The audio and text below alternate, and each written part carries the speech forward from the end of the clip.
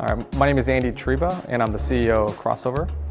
And what we're doing with Crossover is really talking about a new way of work. We believe that all high-skill jobs go to the cloud. And the interesting part of that is that now location is independent, and you can now hire the best of the best talent, no matter where in the world they may be.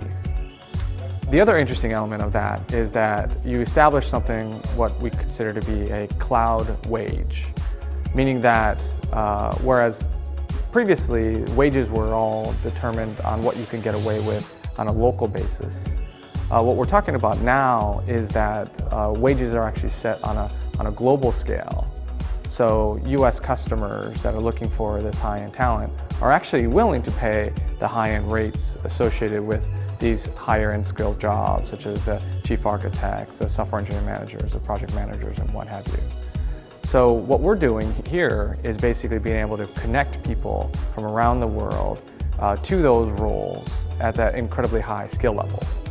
Now, it's incredibly difficult to actually get the roles, in that there is a lot of testing that has to go on to go and make that happen. But with that said, we do then be able to drive those connections and be able to offer people roles that they simply weren't able to receive in the past.